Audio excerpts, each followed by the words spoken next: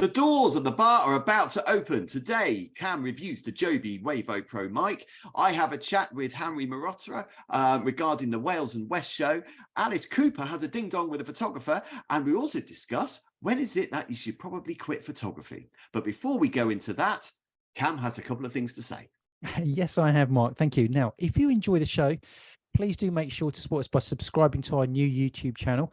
And you can also follow us on Instagram, Facebook, Twitter, and TikTok, all of which will be linked in the show notes. Please also leave us a 5-star review on your favorite podcast apps, such as Spotify and Apple Podcasts. We really do rely on those.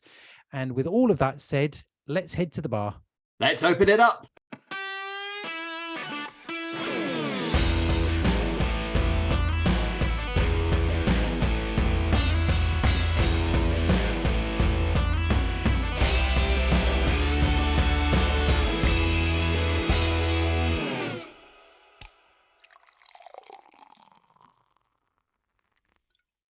Hello and welcome to another edition of the Photography Bar podcast. I'm Mark, and as usual, I'm here with Cam. Cam, how you doing? I'm very well, thank you, Mark, and enjoying the improvement in the weather, Yes. which is good. Although I am due to go on holiday tomorrow, but very nice. Where are you off to? So I'm looking forward to. I'm going to Jordan. So it's not your usual holiday destination. It's not, but it's one of the places. Petra, you know, I think one of the. I'd love to go to Petra. One of the ancient 7 wonders of the world. So yeah. I think it's a great photography opportunity. I'm going to be spending a night or 2 nights, I think, in the desert.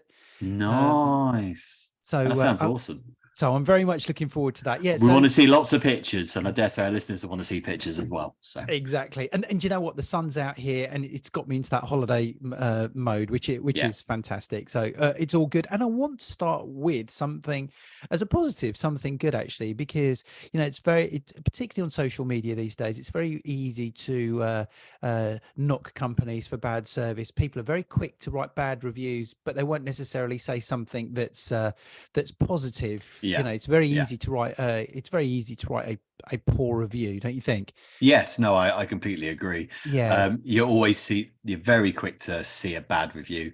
Very few, because people seem to think, well, that's what they should do, so therefore I'm not going to write a review.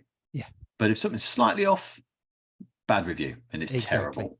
That's right. Yeah. So I wanted to give up. In fact, they're friends of ours. Actually, it's the Gadget Bag, and Paul in particular. Yeah. You know, he's a fan of the show, and made really good contact with him.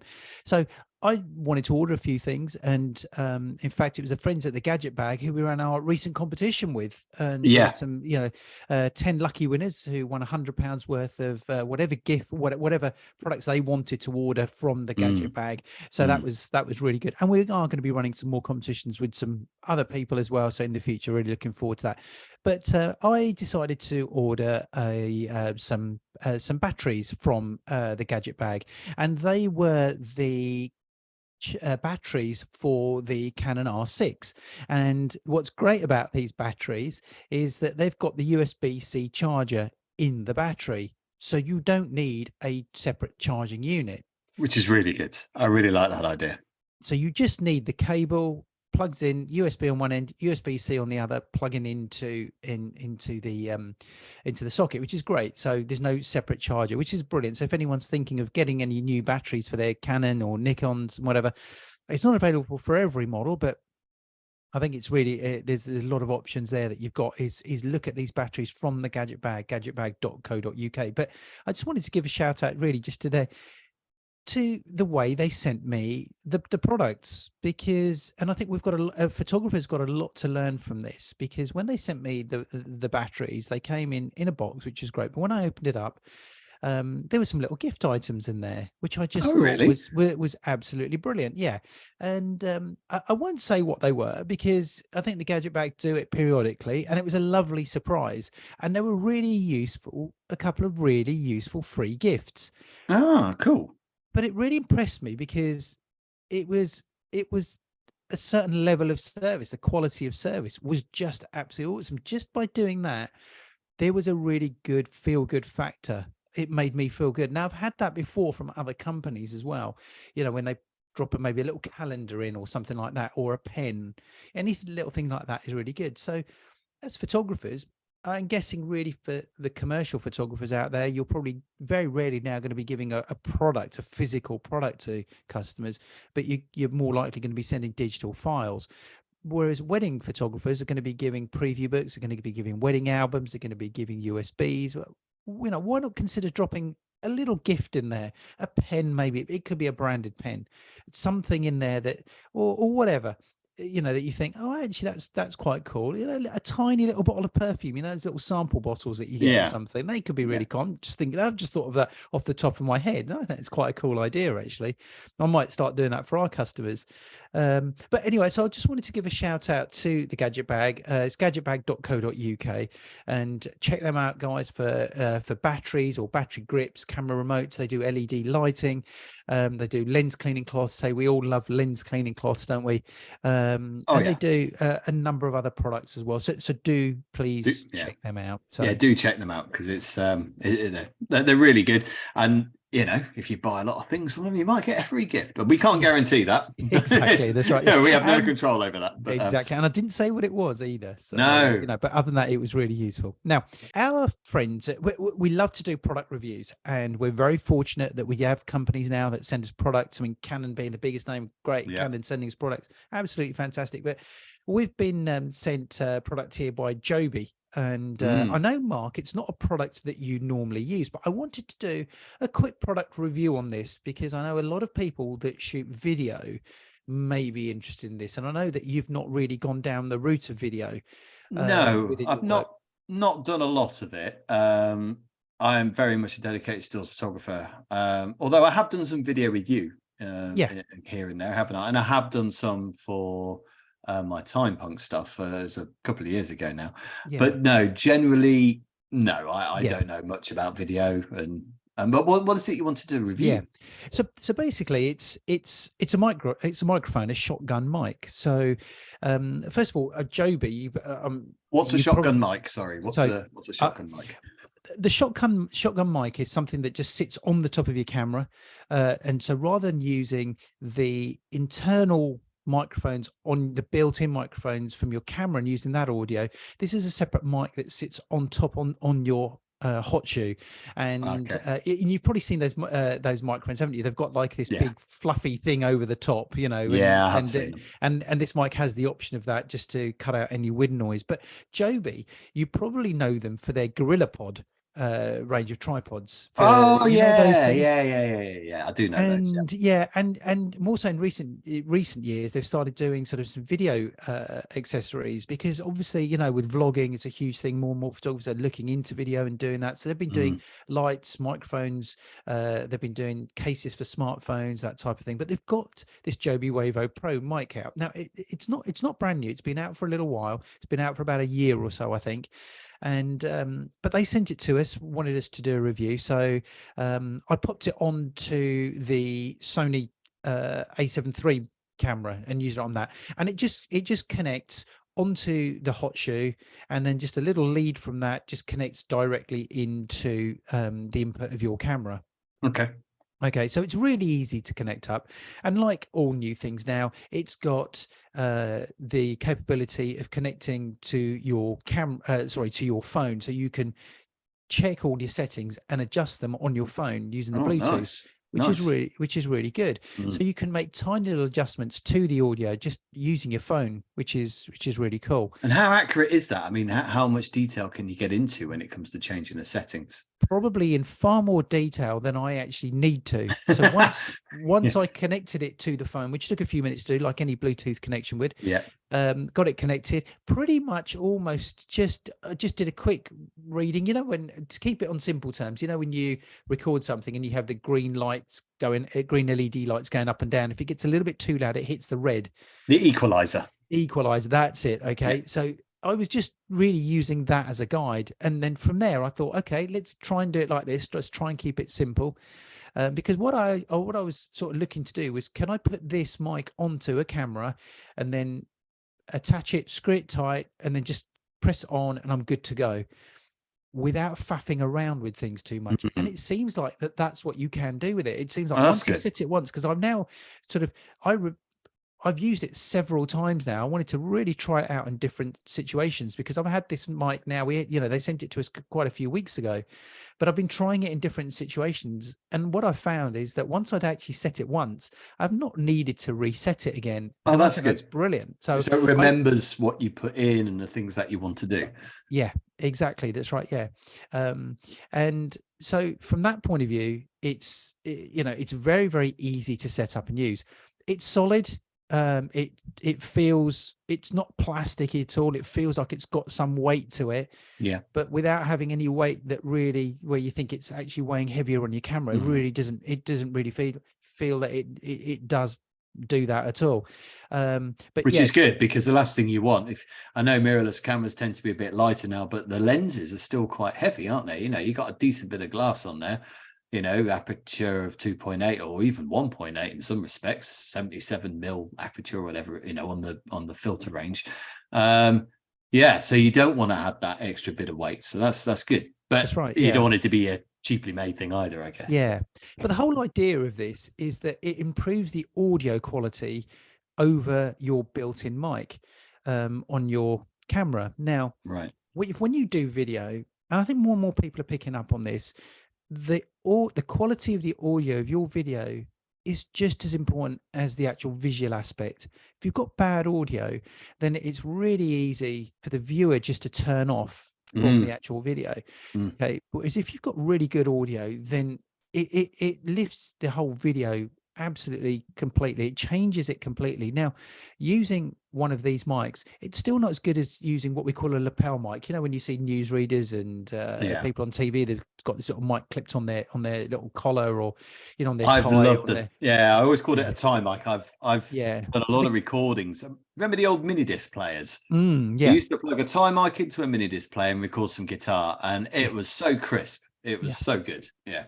So we use the lapel mics a lot. We use them when we want to record someone's audio close up, especially if it's a speech or something like that. Which is I've used it for our interviews when we've done the shows as well, haven't we? Exactly. Those Sony mics. Yeah.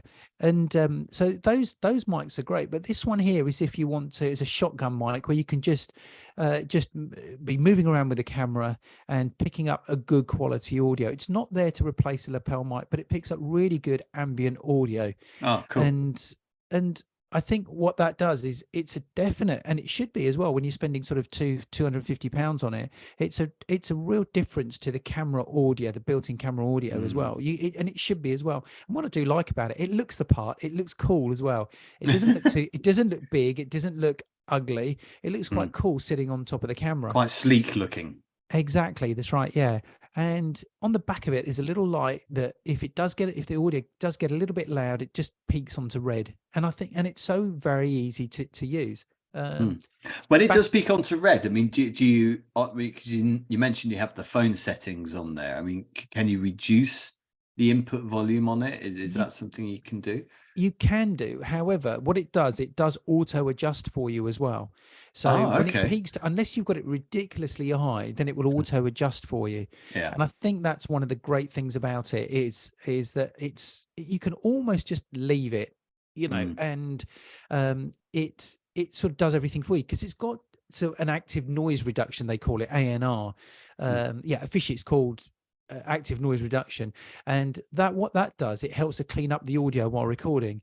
And and that particular feature, it reduces noise from vibration, like if you're walking or camera movement, and it really does make an effect, because I did some tests on the camera audio, built-in camera audio, and using this Joby Wavo Pro, and it does make a difference, and it's really good. And then if you know what to do in post-production, you can boost that sound even more. Remember, this is just your base recording, so if you know about audio engineering, you can up that quality 100% from what you've actually got. But remember, the base level the base recording's always got to be good. Battery life. Now, I've not tested this because I charged it and it seems to go forever. But when I looked up the stats, it says it has up to 60 hours of battery life. So what I was reading up about, it says that you'll be able to shoot for days before. You're never going to need that. You're never going to need that. No. So I think it's absolutely brilliant. So I think battery life is really good. And I think, as I said, about the LED lights on the back as well, they're just one little light. It's not a row of lights, just one little light, and it lights up green when the audio is good. and 99% of the time it is. It's only if it's suddenly you go in and you might move into a room and a DJ's or somebody's speaking on a speaker, you got this music that's playing, then and it's going to test any sort of mic. So, well, having said that, with the battery power, if I don't know if you're taking it to Jordan with you, but if you're a few days in the desert, maybe you do need that. Yeah, that's right. I wasn't. Yeah, I wasn't going to. No, Lawrence of Arabia. Yeah, no, yeah, but that'd be a good way to test it out. But I think I'm going to just be doing some photography there. Yeah, but, fair enough, fair enough. Which is really good. But I think it's really good. I think the whole the product itself is really good. I'm going to use this product permanently. I think it's really good for capturing that sort of clear audio. It reduces that noise from walking, camera vibration, wind. It's got a wind sock that you can put on it as well. So if anyone out there is looking to sort of get into video, or you're already doing video and at the moment all you're using is the built-in camera audio, then have a serious think about this shotgun mic. It's small, it's easy to handle, it's not difficult to use, it's got a sort of built-in, the battery charge is really good, and it seems to do the job without any real issues. So the Joby Wavo Pro, it really for Guess me, a thumbs up from you, yeah? Without a doubt, a real thumbs up. So really happy with it. Well done, Excellent Joby. stuff. Well done, well done. And actually, how much? What's the retail price on it? Did you say? I think it's anything between £250 and £300 here in the UK. Something like that. Is that expensive? Because again, I don't know much about video mics. Is that an expensive microphone? Is it mid range or is it? No, it's not. But it's a really for a really high quality product. It's incredibly well priced, but like anything, you can go and spend thousands on these products. You can spend a lot cheaper as well, but the thing is my experience of using some of the cheaper products is it's no better than the built-in built-in mics that the cameras have. But we're going to put some links out for this, so if you are interested in looking this up and buying one of these for your camera, then have a look at the links that we'll put in with this show. But well done, Joby. Yes, sounds like a good product. If I was buying, if I was a video guy, maybe I'd be looking into it as well. Great stuff. How long have you been in the photography industry? I know this is a running joke with me having been. Well, it is. So many years. But how about yourself? Roughly. I mean, how many years do you say now, Cam? It's over 30. I mean, are we looking at 40 now? Do you know, it's probably not far off. I always just say I've been in the industry for about 30 years, but it's probably, I mean, it's getting there. It's getting. I remember when I was first starting, and it was me and a colleague were starting up as together, and we're like, okay, so we both worked for Venture for a few years, and we were like, okay, well, we need to put how many years. So collectively, we had about 15 years of experience, but each of us had half of that basically. But I thought about it the other day, my first wedding was in 2003. So I am like 20 years of experience, just me now. Man, I'm getting old. It's surprising how quickly that time goes, but carving out a career I was going to say in the photography industry, in any of the arts industries is supposed to be the hardest. Because a lot of people want to go independent, that's what they want to do. Now, we talk a lot about how do you get into photography? How can you make a successful business? What do you do to go into the photography business and still be there 2 years later, 5 years later, 20 years later? Because you remember a few episodes ago, we said, was it 80% or 90% of photography businesses that start up fail in the first, what was it? Something like that. I can't remember the stats exactly. First 3 years or year or something like that. But it was staggering, really. And if you go online, you hear a lot about, I suppose, tutorials, shall we say, of how to run a business, how to be a successful photographer. This is what you should be doing, and very much about that. However, how do you quit photography, Mark? Okay. It's knowing when to quit. I think, I mean, this basically came up because I read an article on f-stoppers. I mean, we're always reading articles, aren't we? Because this is the sort of industry we're in, and interesting articles to read. I think I read this when I went to Berlin to do some photography, as you know, Cam. And I think I was reading this in the airport. And it's one of those things about, when is it time? Is it time for you to quit photography? Signs to look out for, is is this not going anywhere? And it's not just about your business, but they were talking about personally as well, because photography is very much a sacrifice in a lot of ways, I find. I mean, this is, this will be coming out a few days after we're recording. We're currently recording today is Bank Holiday Monday. I've shot 2 weddings over the bank holiday. There has been no bank holiday for me really this weekend. But that's the way it goes for the type of photography that me and you, Cam, are involved with.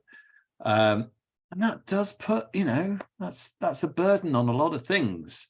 I am married. I don't have any children. But, if you are away most bank holidays and you have children and all that kind of stuff, there is that burden, and that's something that I guess you have to know. It's also something that your partner has to know. And it also, there has to be a way of, like I said, I don't have children, so I don't know. But if you are away on certain things, you have to make that time up with your children, I guess.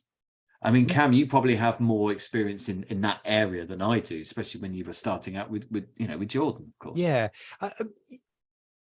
The thing is that you never know these things until years later, when you sort of look back and think, oh yeah, that's the situation I was in. Hindsight's wonderful, isn't it? Yeah. I would never go back and change what I've done. Okay. I've loved it all. Okay. It's difficult to say I've loved every minute, because the thing is you have your pressure running your own business. It's a constant worry. Okay.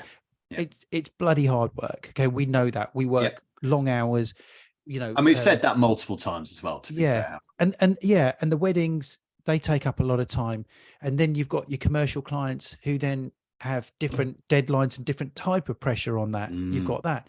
We're now involved in a lot in graduation photography on a big scale. Now that also, takes a lot of planning as well. I mean, each event we do, it takes months of planning to get to the point of the actual shoot. And then you've got post shoot. Now, all of this takes up a lot of your time. And if you're looking for a work-life balance, and then in the first place, maybe photography is not the industry to go into, because you can't work 9 to 5. You need to be on call pretty much all the time. And now, when you've done that for a few years, it becomes the norm. And yes, that is very difficult if you've got family and if you've got children, because I know for a fact that with my son, there was a lot of things that when he was growing up, I didn't get to go to, particularly at weekends. However, my wife was always there. Now, that meant that either she was there or we were both there, but it always meant that the job that I was actually doing at least allowed one of his parents to always be there. Okay. But that was still a sacrifice for you, though, wasn't it? It was. That's right. Yeah. And like any parent, you're trying to give the best to your children. And I was having to work those hours where I did miss out on things. But also at the same time, I was there for also a lot of things as well, because my job allowed me to do that. It allowed that flexibility. So I'm not going to say, oh, I missed out on everything. I didn't at all. I probably experienced a lot more than a lot of parents that probably work 9 to 5, because I was able to maybe go and see something at school that he had on in the mornings, or straight after school, and go and pick him up from school. And it's the weekend thing, really, isn't it? It's the weekend thing. It was a weekend thing. That's right. Yeah. Maybe missing out on things like swimming lessons, but then I would take him as well. I remember all of those things. So I would say that I did have a really good balance with it. But there were times when it was sort of, maybe I missed out on some family events, things like that. But now I've got to the point, having done it for so many years, that I've now can afford to, fortunately, maybe cut down on the amount of work that I'm doing all weekends. I can now pick and choose what weekends that I want to work on, the amount of hours that I want to do. I can do that to a certain extent. And so, but to be able to have done that, I've put in the hard work over the years to have got to this point. For somebody who's coming into the industry, you're not really going to have the luxury of being able to do that. But I've been through that whole period, and I'm getting now to that point where I'm not talking about quitting here, but I'm now cutting down on the amount of sort of on the days and the hours maybe that I'm doing. I'm still doing lots of days and lots of hours, and I'm there for every client, and I will always meet deadlines, whatever it is. But I can now set my schedule a little bit more the way that I want to be able to do that. But I guess you also have a team of people around you as well, which helps. Yeah, exactly. That's right. Yeah. And you're a big part of that, Mark, you know, and that helps to do that. But I, as I said, I've moved my business to be able to actually do that. Yeah. But then as for other photographers, when do you come to that point of quitting? Because, or let's say quitting, because... Well, we're not talking about retiring here, are we? We're talking about, I mean, so this was something I just wanted to read out. So I am going to be reading this, guys. Okay. This is from the article that I saw on F-Stoppers, which I thought was particularly, because photography is quite a selfish endeavor as far as, you know, it's like being a rock star, or in some respects, it's you have to be driven to be a success into it, no matter what level, whatever you think success is, whether it's you're the best fashion photographer in the world or whether you're just a successful wedding photographer. For me, there's no difference. There is a success level there. And if you're aiming for that certain success level, there is goals, there's targets, and it's quite almost like a selfish drive to get there, right? But this is the thing that which really kind of why I wanted to talk about it, really. So this is the passage I want to read. So it starts with, speaking of burden, I want to highlight the importance of your art not being a burden to the people closest to you. I am fortunate enough to be relatively young and yet not have a partner or children. However, it is almost painful to see people burdening their whole families and taking from them to pursue a rather selfish purpose of achieving their individual goals. If photography directly burdens your family and relatives, especially financially, I suggest putting it off for a while. And I think that's quite a thing, isn't it? You know, because you have people, if you are making money from it, then that's one thing. But right at the beginning, if you're just starting out and after maybe 5 years, you're not making money from it, that's probably a time to think, well, maybe I need to think about something else. I mean, what do you think? Yeah, very true. And the thing is that you were talking about drive, and you do need that drive and that determination to do it. But yes, there comes a point, doesn't there, when you maybe think, oh, actually, is this working out or is it not working out? And do I drive forward with this or do I fall back? I think one of the things that people can do here in this situation is you don't always have to do everything yourself. I think a lot of people think, I want to set up my own business. And regardless of that, they're going to set up their own business. They try, and then it doesn't work out for the reasons that you've said, with that pressure and everything. Whereas the thing is you can still work in photography, but maybe go in a different direction, take your photography into a different direction and still be involved in photography in some capacity. Yeah. And then you can then come back to where you want to, because there's a lot of different careers. You know, there's police photography, there's medical photography. Of course, Sarah, who was who was presenting with us, a guest presenter for a few weeks as a photographer, who was a schools photographer and a graduation photographer, decided to take a full-time job in medical photography. And so she's gone into that direction. That's going to lead to whatever route that she decides to go down. And you know, so it's worth looking at all the different careers, because people forget that there are other jobs within photography. It's not all about being self-employed. It's not all about having your own business. That is true. It's not all about sort of, John Smith photography. There are so many different options out there, and those options are worth exploring. I think it's very much worth just reflecting on the certain things, like I just said about burden on your close ones. I think there's another one, which this article was saying, can you handle the pressure? So if you can't handle the pressure of wedding photography, there is that really intense bit, isn't there, in the wedding day for the photographer, which is directly after the ceremony, before they sit down to eat, where you've got to get all the group shots and you've got to get the romantics. That is the intense part, but for a wedding photographer. Yeah. And that is the bit you've got to be on it. You've got to be on it, and you've got to be directed. You've got to be bossy, basically. politely, but you still got to be bossy. You can't allow Uncle Jeff to go to the bar. No, Uncle Jeff, you got to stay here because I'm going to need you in 5 minutes. So you need to stay right here, and you got to be firm but polite. But if you can't do that, that you can't do it. I don't think I could sit in a hideout trying to photograph a bird of paradise for 20 hours. I don't think I could stay there for that long. I just have to go and do something. I don't think I could do that. And some people wouldn't be able to do this that's right. part of wedding photography. Yeah, but it's about reflecting on yourself, isn't it? I guess it is. And what you said about wedding photography is exactly right. And further to that, what if you've done that on one day and you've been under a lot of pressure, and it's a Friday? You've now got a wedding on a Saturday, and you've got a wedding on a Sunday as well. And it's bank holiday weekend. You've got a wedding on the bank holiday weekend. That's 4 weddings in a row. Okay, we've been there. We've done that. Okay, and I'm not going to do that again, me personally, because I've done that so many times over the years. I've been there and I've done that. And that's hard because, as I've always said, that when it comes to wedding photography, it doesn't matter how many weddings you're doing. Every single couple needs to feel that that's their wedding is the only wedding that you're shooting. Okay, it's the only one that you've got on your mind, and you have to be back again. And some weddings you're going to find easy, and some you're going to find difficult. So, and it's in those instances where you sort of think, actually, can I do this? Can I do this long term?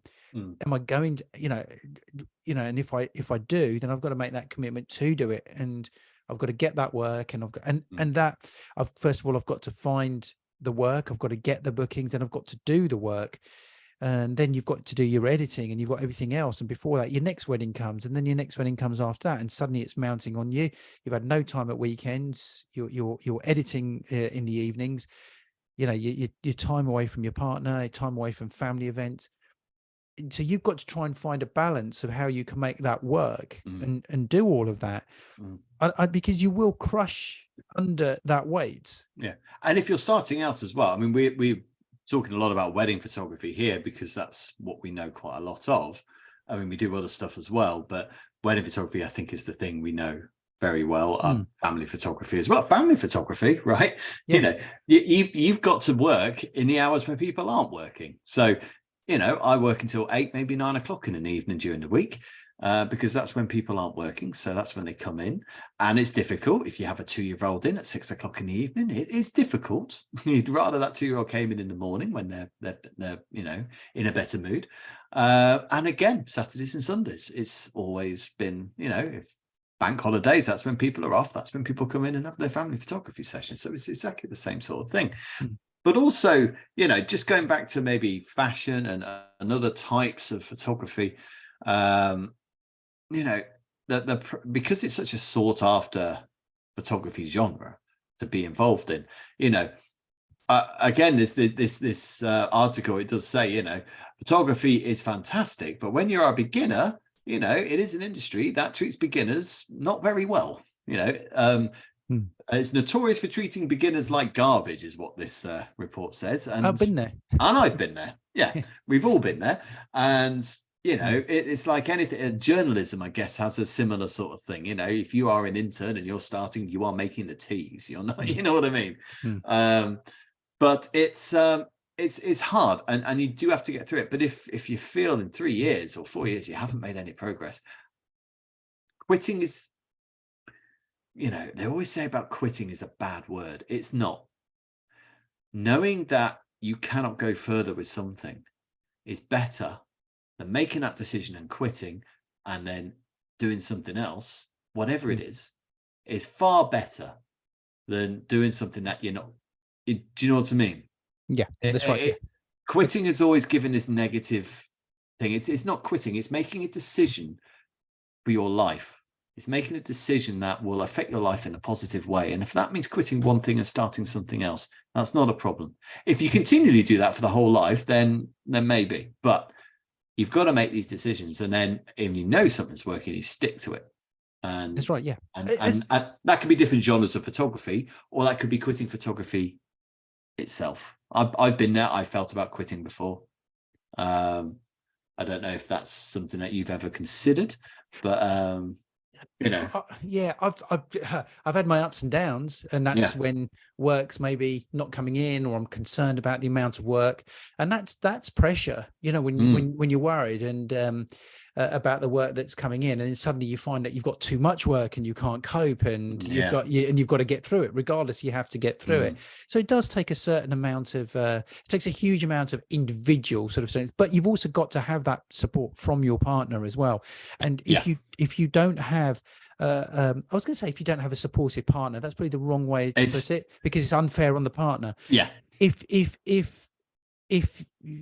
you can't have if you and your partner can't come to an agreement that this is not working out for the different reasons that it's affecting your relationship and your life as such, then you do have to, it is the right thing, as you said, you have to identify that and say, okay, look, maybe I need to change direction, because there are other things in life, that I have to also prioritize as well. But in this day and age, we have to prioritize earnings. We have to, money does, but you have to survive. Money does talk. You hate saying that, and you say, well, your relationship is more important than anything else. Well, of course it is, but actually everything's just as important as everything else. Everything is there. Your family, you need your work to support your family. You can't just say, well, I'm not going to do my work because I'm going to support my family. It goes hand in hand with the other. So, absolutely. And then sort of, we talk about, that how it affects your health and how it affects your family and enjoying. We've sort of touched on that as well. And then do you get to that point of making that business decision of, yes, okay, I'm going to call it a day. But where does that other pressure come from? We've spoken about the pressure where it comes from, where it comes from maybe family things and deadlines and the amount of work that you're actually doing. But then what about the pressure from that you get from other photographers? And what I mean by that is the internet. And where there is this constant comparison and competition of all photographers looking at all other photographers and seeing what everyone else is doing, and looking at somebody else's Instagram page and thinking, wow, they're putting a lot of posts, they must be busy. Mark, say with weddings, I try to make a conscious effort that I'm definitely going to be doing an Instagram post from every single wedding that we do, just to say, hey, look, we're here, blah, blah, blah, and all of that. I've not done it, I don't think, for the last 3 weddings. I forgot at the weekend's wedding to do it completely. You're busy. Right? And then... I haven't done any today. I'd shot a wedding today. I've done nothing. Exactly, right? And it's too late at that moment. It's gone, but I've got to put other stuff up on. And then you see other photographers who are constantly posting, wow, they've got another wedding. They've got another... Oh, they're busy. God, they're doing another shoot. They're doing a shoot here. They're doing a shoot there. Well, they may or may not actually be really as busy as you think. And needless to say, that puts you under pressure. Before, there was a pressure of ranking on page 1 of Google, wasn't there? Now, I think that pressure's changed because it's gone to social media. And so that also puts, and I don't care what anyone says, social media puts on a huge amount of pressure on us as photographers, because there is a constant comparison with what others are doing. And if anyone says that's not right, that is definitely the case. And I think it's also, you've got to be careful about yourself. Again, it's something else this article on F-Stop has said. I'm just going to point out who it was. I just want to read out who it was. It was by Lilia Ovchar. I'm not sure if I pronounced that right, so I apologize. But something else that they did say is about, if you become that guy who's constantly criticizing other photographers' work, if you're sort of like getting to that really snipey, there's a joke I've said it many times. I'm sorry if you've heard it before, but for all the new listeners, there is a joke that I heard, and it's how many photographers does it take to change a light bulb? And it's 3. It could be 3 or it could be 1 million, right? We'll go with 3, 1 to actually do it, the other 2 to say how they've done the same thing but better. And that is something that is just riddled throughout the photography industry. There's a lot of people who will say, look at your photo and criticize it. Oh, they would have done it like this and they would have done it like that. But would they? Because they weren't there in that moment. So it's very difficult with that. I think we mentioned it with the pictures of the coronation, didn't we? That the photographer was getting some. I was like, well, no, he's there and you're not, so shut up, basically.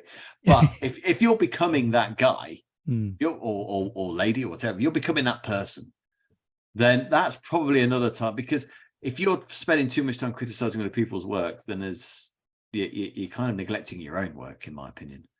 And Mark, I'm going to be honest. I'll put my hands up and say I've been guilty of that. I've done that, and I've done it without realizing it. I've done it without not wanting to. But you get caught up when you're looking at social media and you're looking at stuff, and then you start to think, well, why are these other companies or why are these other photographers ranking higher than I am? Say maybe on Google or something. What are they doing that I'm not doing, and I'm doing it all wrong, and something's not right, and everything. But that's that's being self-critical though, and I don't think that's a bad thing. What I'm talking about is just going on the comments and saying, oh yeah, this picture's rubbish because of X, Y, and Z, or oh yeah, he's not that good really. You know what I mean? I mean, I know ranking gets a lot of you speak to photographers about ranking, oh yeah, well, he just turns up and presses the button, doesn't he? Blah blah blah blah blah. But what you don't see is all the prep that ranking does. He can't be that higher end photographer if he's rubbish. He just can't be. So don't be that person, I guess, is what I would say, because actually concentrate on your own work. Yes, what you were saying, Cam, about how are they ahead of you on Google and stuff, that's marketing and analytics and all that kind of stuff, which you do need to look at. But when it comes to the work, if you don't like the picture, fine. But, other people like it. And there's a reason why a photographer is successful, because he or she is good. So concentrate on your own work and stop being the criticism guy. And if you can't stop doing that, that's another time to quit, I guess. But you see but that's what it does. That's what social media does. That it adds that extra pressure on, doesn't it? And you said about marketing. We need to be experts in marketing. We need to be experts in accounts. We need to be experts in so many different things. We have to put ourselves out there. So when is the time to quit? Well, we're all going to have. There's no answer to that. No definitive answer. But the thing is, we're all going to have our ups and downs. And we have to see when it really affects us as individuals, when it affects our families, when it affects our health. And then you have to stop and think, actually, maybe I don't need to quit, but I need to maybe change direction a little bit. And if you feel it like that, as you said, it's identifying that, and it's not a failing. It's saying, okay, well, look, I still, I love photography, and maybe I'm going to do something else, but within the photography industry, and that will keep me within that industry, because it will introduce me to new people, something else, and then I'll jump back into my own work at some point in the future. Maybe I'll take a 9-to-5 job if I can find one, that where I am shooting all day and I'm not getting involved in the things that are taking up my time. I'm not getting involved in social media. I'm not getting involved in accounts. I'm not getting involved in marketing. I am actually working as a photographer, and at the end of the day, I finish. But all of the actual headache of running a business is actually down to someone else. So just don't start a podcast. That's all I'm saying. Exactly. I'll talk about putting yourselves under pressure. It's been a really good topic to chat this, Mark, because as I said, all really we hear about constantly is so you want to work for yourself, or you want to be a photographer, you need to do this, then do this and do this and do this, but they don't. But actually, this is really refreshing, because no one actually says to you, actually, are you okay? And when is the time to pull out, and when is the time to do this, and when should I think about quitting? But all things that are always good to discuss, though. So absolutely. I think the main thing is there's only a certain amount of space for certain type of people, certain amount of people in different jobs. I mean, think about footballers. The amount of footballers that actually make it to the Premier League, or never mind national teams, but the amount of players that just never make it is just ridiculous. And but you could be a coach, you could be a manager, you could be a pundit, you could be, doesn't mean you have to leave that area completely. So it's not, like I'm saying, it's not a failure. If you feel like X isn't working, try Y, and work it out, and have that positive reflection on yourself. Good stuff. Now, Mark, you're a photographer. Okay, I am. There you are. And you've been asked to do a shoot, for an A-list celebrity, a rock star, and anyone in particular? Okay, but what are the pitfalls? What can happen if you're on stage? Okay, there you are taking photos. You could trip, You could trip. fall. Yeah. You could, the guitar player could turn around and knock you over. There's all the cables everywhere and all of that that's going on. Whatever, you might have a problem with your ears, and your ears might start. You get that. Is it tinnitus or tinnitus? Tinnitus, which I have because of this. Exactly. You might be affected by bright lights. Okay, they're all part of the whole health and safety thing, aren't they? About your risk assessment. I think the one thing I'd worry about is getting in the way. Getting in the way. Getting in the way. Yeah. Now, something we've seen on social media, did it happen or did it not happen? Did a photographer get stabbed on stage? By Alice Cooper. You tell me what you think, Mark. Well, the thing is, Alice Cooper, I mean, he is a legend in so many ways. But yeah, there's this footage that we've seen, and we'll put it on our Facebook page and stuff because it is on Facebook and I saw it, so we need to link it. And so it's during an Alice Cooper gig in the middle of a song. Photographer's up there, official photographer. He's got all the gear, it's not a random hunter or anything. It is a professional, and he's taking pictures, and it looks like they have little bit of a row with Alice Cooper. He shouldn't be there. And Alice Cooper stabs him with a sort of mic sword thing. We'll just let you digest that. Alice Cooper stabs the photographer.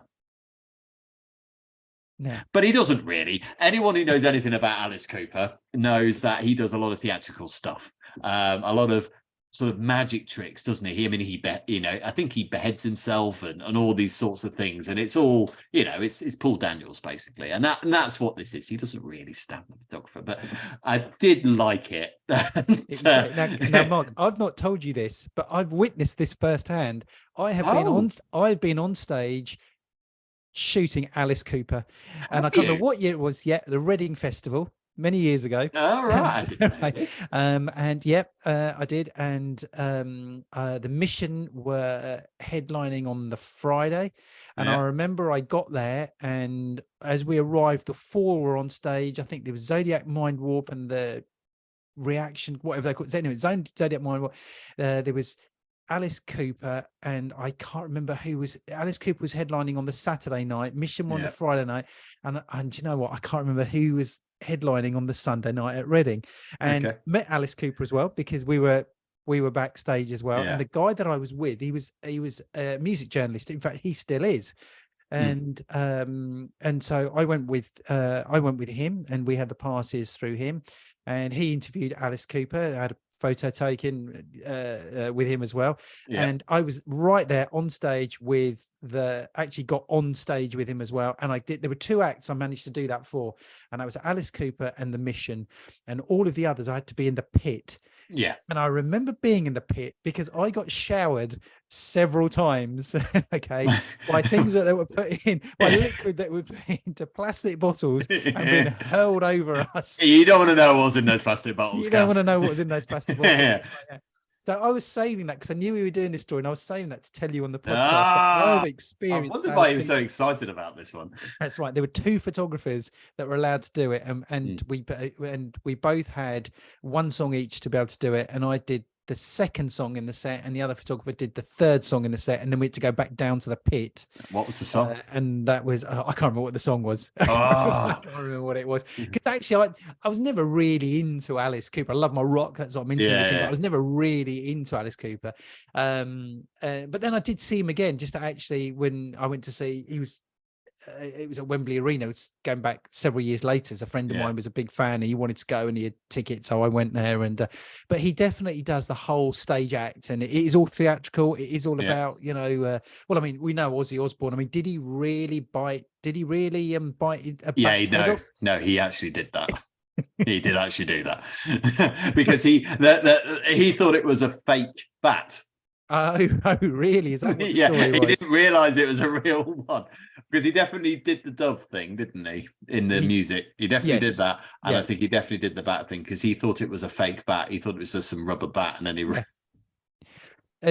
and so he did it for real. But Alice Cooper has things like chains and like a gallows pole and all of that. He has all of that, doesn't he? And so it is all very theatrical and all of that now. And But yeah, so do watch this video. We'll put a link out. It's must. all in the name of entertainment, you know. But on a serious note, photographers, we know it now more than ever.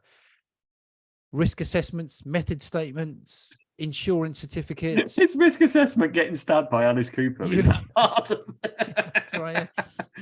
So if you are going to become a photographer, learn, actually, in all seriousness, learn how to do a risk assessment, a method statement, and make sure you got your insurance in place. Yeah, because you might be in A&E. you might need it. So yeah, absolutely. Now, me and Cam on the 16th of June are going to visit the Wales and West Photography Show. We've not been there before. It is a relatively new show, but I spoke to Hari Mehrotra, who is the event organizer, stroke manager. He's the one who's basically organizing the whole thing, just to see what we would expect, what's going on there, and just to see how it's all going, basically. So here's how it went down when I spoke to Hari. Well, hello, Hari. How you doing? You okay? Mark, how are we doing? I'm very well, thank you. How are you? Yeah, all good, all good. So it's not long now until the show. No, it's creeping up very, very quick. Yes, absolutely. And me and Cam are both looking forward to coming. We're coming on the Friday, the 16th, just to check it all out and have a chat with people. So yes, I am with Hari here, and he is the event organizer and manager for the Wales and West Photography Show. So first off, how's it going? Is it a bit hectic for you at the moment? Life is pretty hectic at the moment. Juggling all the aspects to make sure that the show is as smooth running and as impressive as to make it so impressive, to our audience. Absolutely, absolutely. How long's the show been going? I mean, what's the history of the show? Because this will be my first time coming to it, and I think it'll be Cam's first time as well. And it's Camera Centre UK that are running it, isn't it? And correct, I just wondered, what the brief history of the show, how long you've been doing this for, and what made you decide to run a show as well as a big camera company as well. Okay, so we started this back in July 2022. We were actually going to run it 2 years before that, but unfortunately COVID hit and stopped all major events, and especially with large audiences. So in order to ensure public safety, we postponed the event, and restrictions then happened again, and we postponed it again. So 2022 was the first year that we ran it, and it was amazing. We couldn't have asked for a better show. It was everything that we wanted it to be and more.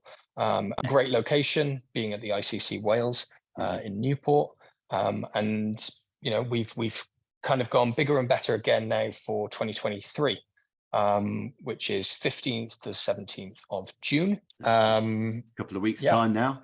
Yeah, not long. Juggling it all. Woo.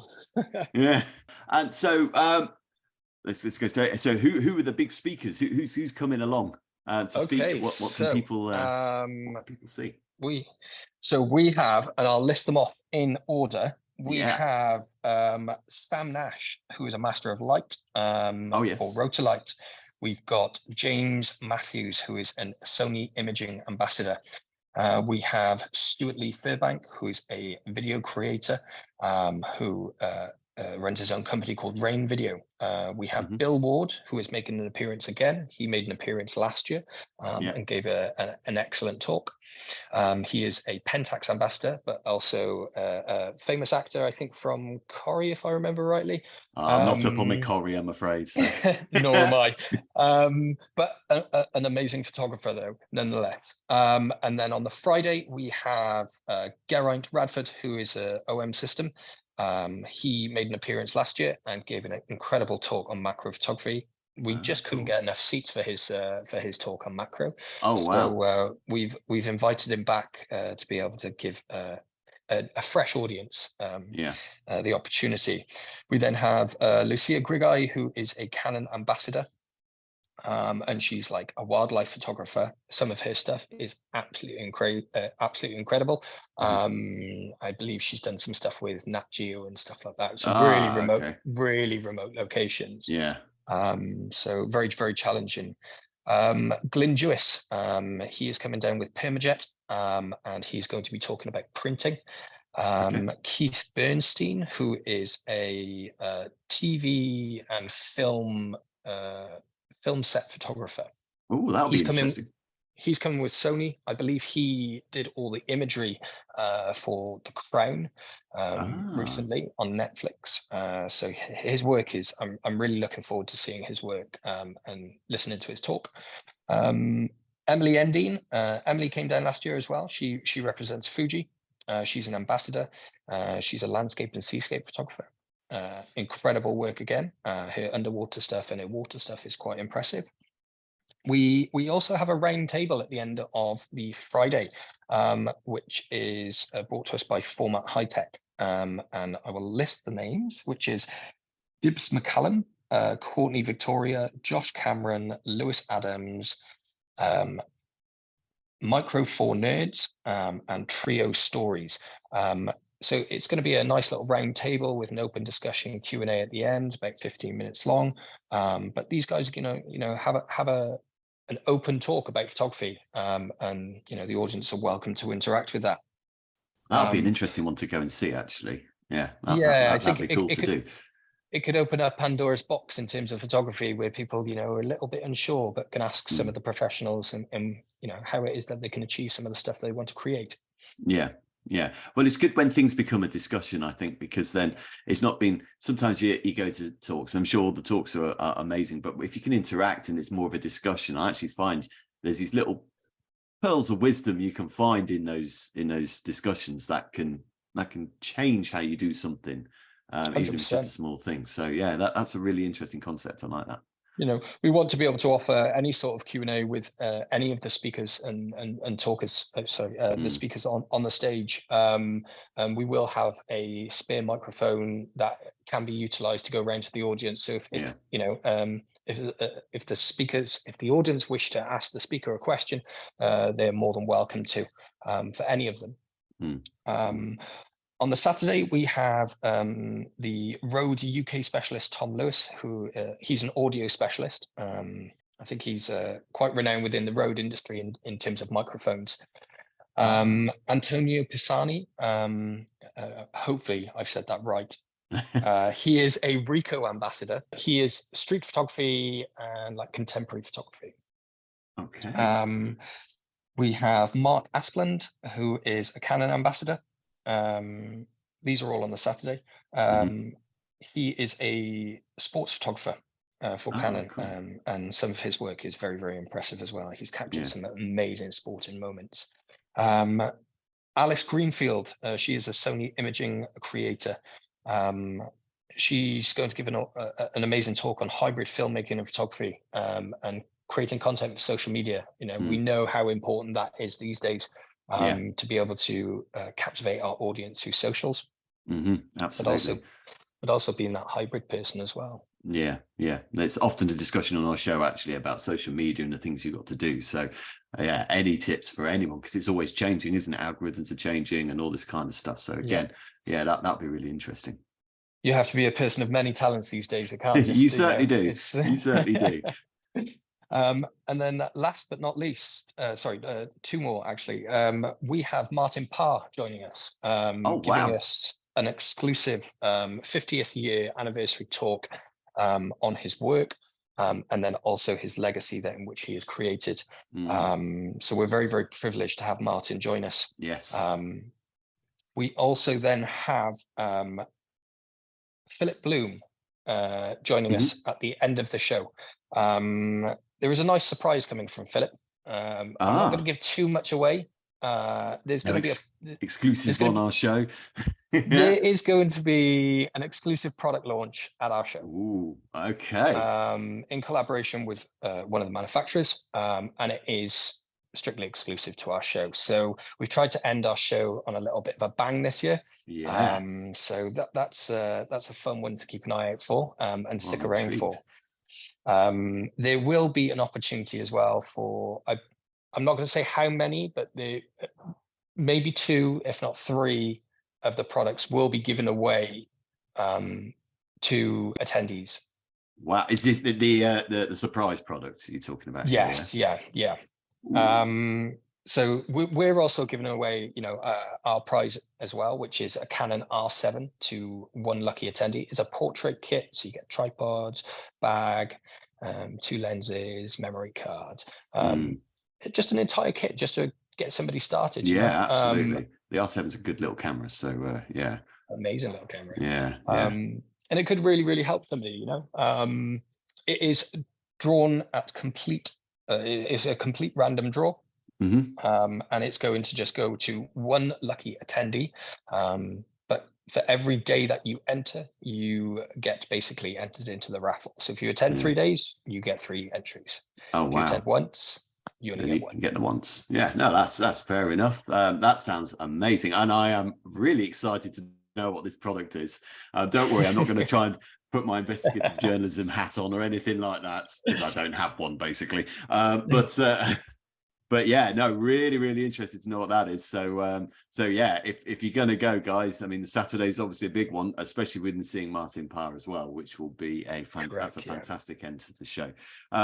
So, I mean, you've already sort of answered some of this, but I was wondering, what else should we expect? I'm guessing we got the usual suspects when it comes to exhibitors. I saw Canon and Nikon and Sony are there. Yeah, Nikon are actually joining us this year, which is very, very nice, and people will be able to get hands-on with the Z8. So if you've not seen that yet, and you want to see what the camera is about and what it can do, this is a great opportunity to be able to come down and have a little try out with the products. Excellent stuff. Anything else to look out for? We've got some printing companies on board this year. We've got Loxley Color. We've got Graphy Studios.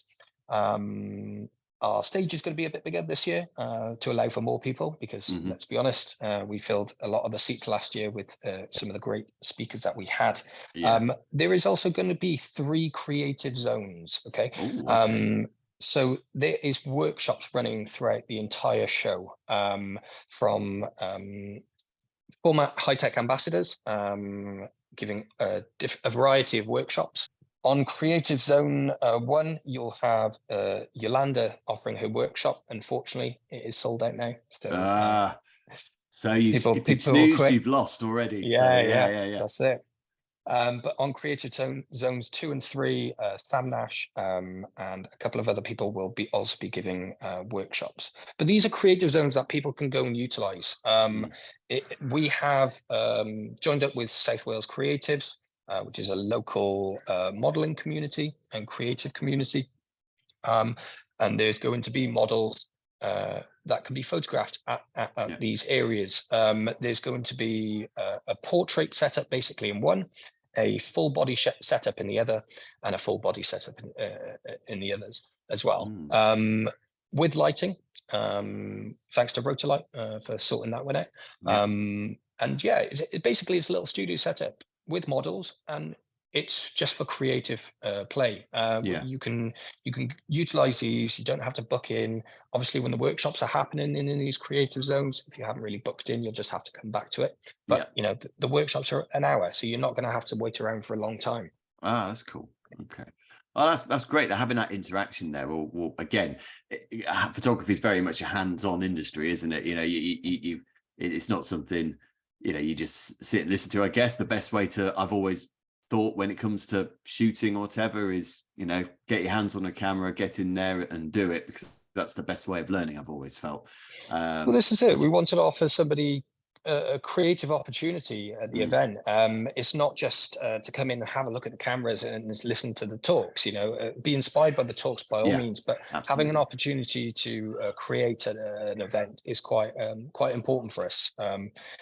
There's different elements to photography, and being creative and playful in the medium is definitely important. Excellent stuff. Well, guys, you really need to get down to this show. It sounds like it's going to be a good one. It's the second show, and I reckon the second show of many more to come. So if people want to get tickets, want to book for the workshops, or just to get entrance to the show, how do they go about that? Okay, so they can go over to www.waleswestphoto.com. There's a link straight away on the homepage for the tickets that will take you over to the Eventbrite. where we've managed the tickets. On the website and the Eventbrite page, there is links for all of the workshops. There's a list of all the speakers, the schedule, who's on what day, and the exhibitors are on our homepage on our website as well. Oh, fantastic. And I'm assuming you've got the usual socials going as well, Facebook page and all that for Correct, the yeah. Wales and West Photography Show. Excellent. Yeah. And you mentioned where it was. Just remind us again where it is, and it's off the M4, I believe. Is that right? Yeah, so International Convention Centre Wales. It is the new £80 million structure that they've built next to the Celtic Manor. A beautiful resort as well as conference centre. And it's going to be, you know, we had an amazing time last year at this venue, and we decided that we're not going to change it. We're going to keep it to the same place. Yeah. Opportunity to grab some food there, great walk around if you want to have a little walk around the resort as well. People are welcome to do that. Yeah, there's loads to do. Excellent stuff. Well, Hari, it sounds like, you know, you've got your hands full at the moment. Thank you ever so much for taking the time to have a chat with us today. And I wish you all the best for the show. Hopefully we'll be able to bump into you when we come down on Friday. And I'm sure you'll see me there. Excellent stuff. And yeah, thanks again. Thank you very much, Mark. Appreciate it. It's been a pleasure. Tell you what, now I'm really looking forward to going to see this show. It looks like it's quite innovative and quite creative too. Lots going on. I'm really excited to hear about what this sort of surprise product launch is all about. Fortunately, I'm not going to be there on Saturday, so yeah, we're going to have to find out some other way. Hopefully, Hari will let us know. But yeah. So do try and make it down. If you are free that weekend, it's definitely worth checking out. The tickets are free, by the way. Hari did ask me to stress that after the interview. They are free. It's not going to cost you to go to the show unless you buy some kit, of course. But yeah, the show in itself is actually free. So even if it's just for a day out, if you're a photography enthusiast or part of the industry, yeah, definitely worth checking out this show. It's great because, you know, well, I say it's great that there's no photo show and video show this year because of them changing their monthly dates. So of course, they're going to be back earlier next year. So I think this will definitely satisfy any fix for a photography trade show. I think there's lots going on. I think, you know, it's quite innovative by the sounds of it. I'm really looking forward to checking it out, seeing how different it is to the photo show and obviously the society show that we've been to. So yeah, definitely check it out. One more thing I just want to close on. So just the final thing. We're not going to talk about this too much, but as sure you listeners know, we are both, me and Cam do like our football. I am a Reading fan. Come on, you R's, and Cam is a Liverpool fan. Come on, you Reds, I guess. And I just want to say just a couple of things because obviously this is bank holiday Monday, 29th of May.